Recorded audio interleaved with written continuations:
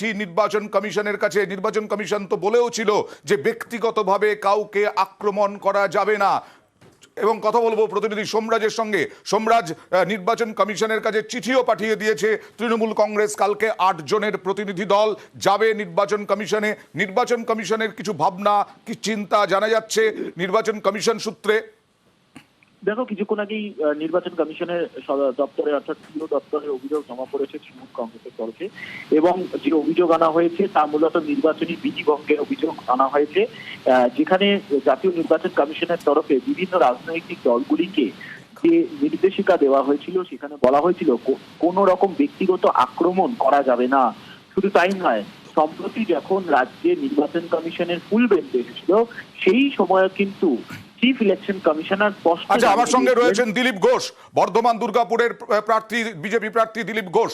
দিলীপ দা, আপনার যে মন্তব্য মুখ্যমন্ত্রীকে নিয়ে, সেই মন্তব্য নিয়ে নির্বাচন কমিশনে নালিশ জানালো এবং তারপরে ৮ জনের প্রতিনিধি দল যাবে, তৃণমূলের প্রতিনিধি দল, এবং গোটাটা নারী শক্তির সম্মানহানি হিসেবে দেখছেন, কি বলবেন? আমি তো জিজ্ঞেস করেছি যে কার মেয়ে, জায়গায় জায়গায় এর মেয়ে বলবে, ওর মধ্যে দোষের কি আছে? আমার প্রশ্ন এসছে এটা, নিজেরা বাইরে থেকে লোক নিয়ে এলে বহিরাগত হয় না, আমাদের নেতা এলে বহিরাগত হয়, এটাও আমি জানতে চেয়েছি। এটা কমিশনে যেতেই পারে, ওদের কাছে ইস্যু নেই, ইস্যু তৈরি করছে ওরা, কারণ ওরা সন্দেশখালি নিয়ে ব্যাগ ছুটে চলে গেছে, এখন উত্তর নেই। ঠিক আছে, আমার পাবলিসিটি করুক নির্বাচন কমিশন তো বলেই দিয়েছিল যে ব্যক্তিগতভাবে কাউকে আক্রমণ করা যাবে না দিলীপ বাবু। সেক্ষেত্রে আপনি তো ব্যক্তিগতভাবে আক্রমণ করলেন। আমি ব্যক্তিগত আক্রমণ করিনি, আমি প্রশ্ন করেছি আক্রমণ কোথায় করলাম? আক্রমণ তো ওরা করছে। ইলেকশন কমিশন প্রশ্ন করলে আমি উত্তর দেবো। দিলীপ বাবু, একটু প্লিজ সঙ্গে থাকুন। কুণাল ঘোষ কি বললেন একটু দেখাবো প্লিজ। ছি দিলীপ ঘোষ, ছি! এই রুচিহীন কথা এই আপনার আর বিজেপি নেতাদের মুখেই কুৎসিত কথাবার্তা মানায়। দিলীপ ঘোষ, আপনার পার্টি আপনাকে ঘাড় ধাক্কা দিয়ে, গলা ধাক্কা দিয়ে আপনার মেদিনীপুর থেকে তাড়িয়ে দিয়েছে। যারা দলবদলু বিজেপি তারা গিয়ে আপনাদের কাছ থেকে কেড়ে নিচ্ছে।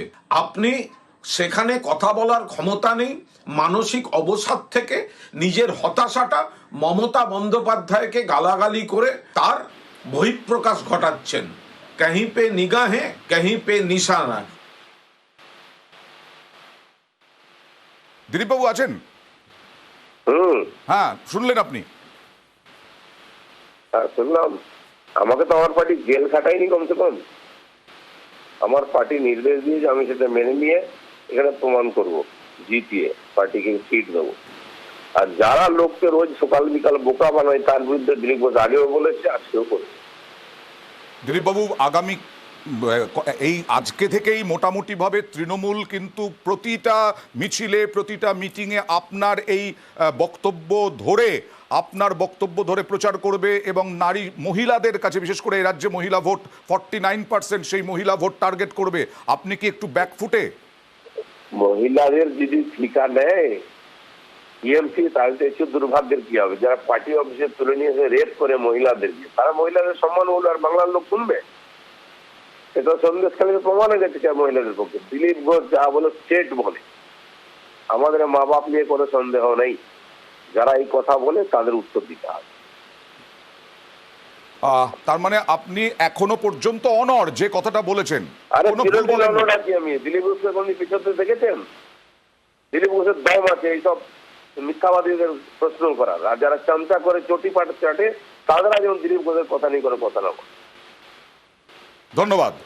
দিলীপ ঘোষ এখনো অনড়। দিলীপ ঘোষ যা বলেছেন তার দাবি ঠিকই বলেছেন। তিনি প্রশ্ন করেছেন নাকি, এবং কি প্রশ্ন সেটাও তো আবার বললেন, এবং তৃণমূল ছাড়ছে না এই ইস্যু। তৃণমূল বারবার বলছে নারী শক্তির সম্মানহানি করা হয়েছে। যেরকমভাবে ব্রিজভূষণ, যিনি কুস্তিগীরদের সম্মানহানি করেছিলেন, তিনি এখনো সাংসদ পদে বহাল তবিয়তে রয়েছেন।